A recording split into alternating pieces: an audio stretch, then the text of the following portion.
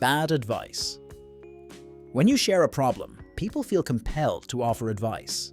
The issue is that most advice is projection, what worked for them in their context with their personality, values, and circumstances.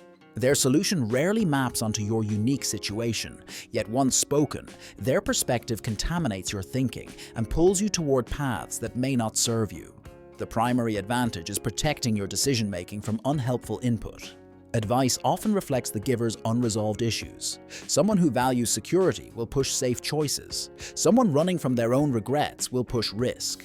Bad advice creates worse problems by leading you down paths that feel wrong, but that you pursue because someone told me to. When you don't share, you can't be misled by perspectives that don't fit. The trade-off is missing genuinely useful insights from people with relevant experience or wisdom you lack. But no input beats bad input.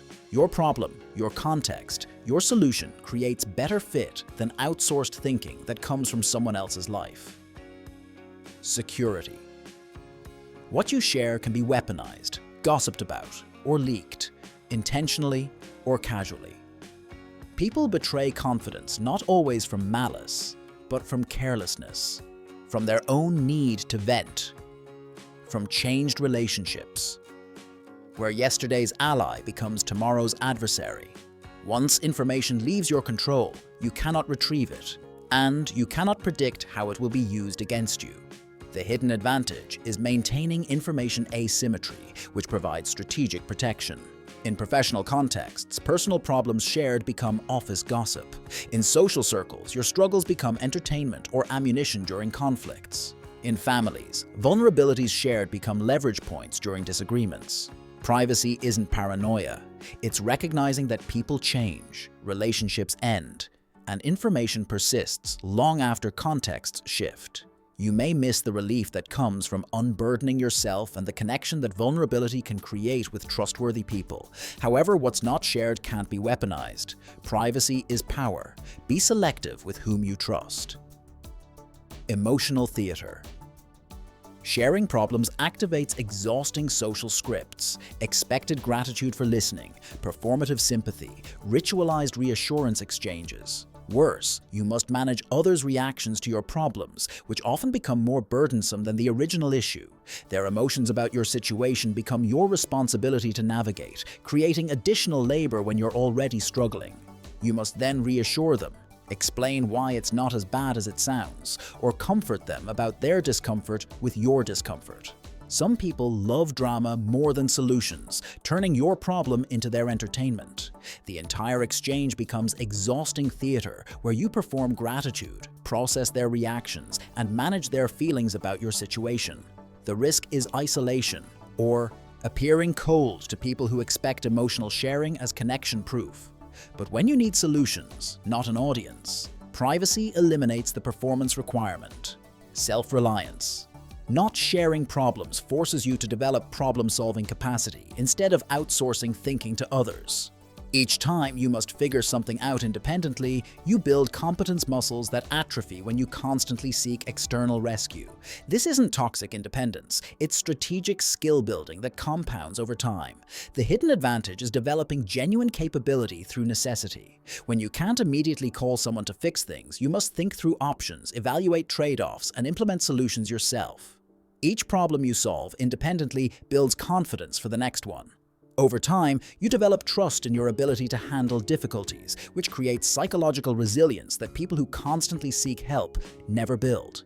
Learned helplessness comes from always outsourcing your problems. You may struggle longer than necessary with issues others could help you solve faster, and you risk missing important warnings about problems you misdiagnose. However, the capability you build by handling your own problems becomes the foundation for handling bigger ones. Reputation.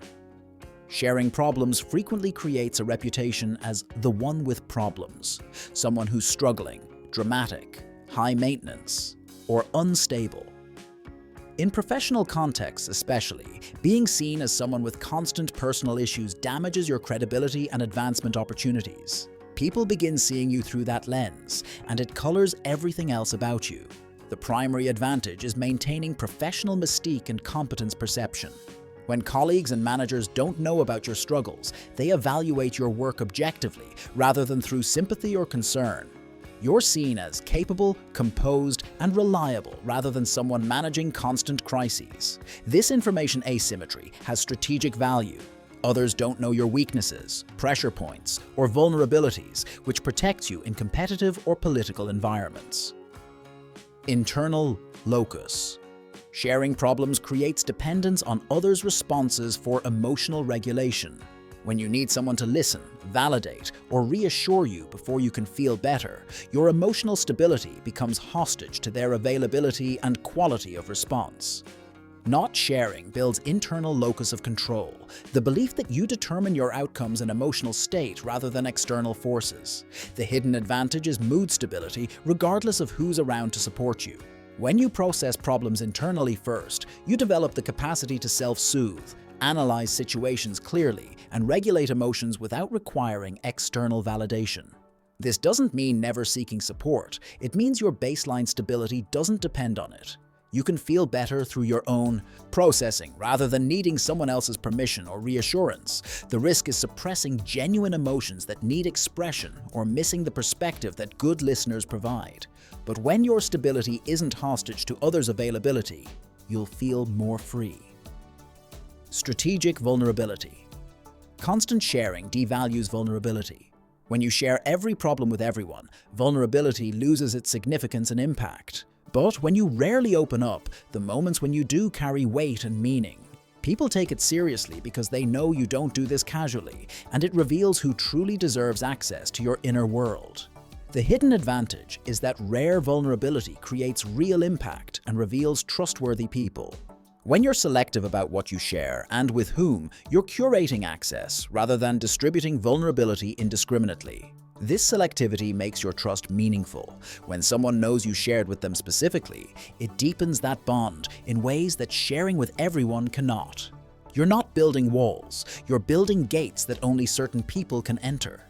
You may miss the immediate relief of unburdening yourself and appear closed off to people who expect emotional openness. However, those who practice strategic vulnerability report deeper intimacy with chosen few, clearer sense of who deserves trust, more meaningful relationships built on selective sharing, and vulnerability that actually strengthens bonds rather than becoming background noise. When you share everything, nothing you share matters. Rare vulnerability carries weight that constant sharing can never achieve. Not sharing your problems is strategic privacy that builds self-reliance, protects reputation, clarifies thinking, and deepens select relationships.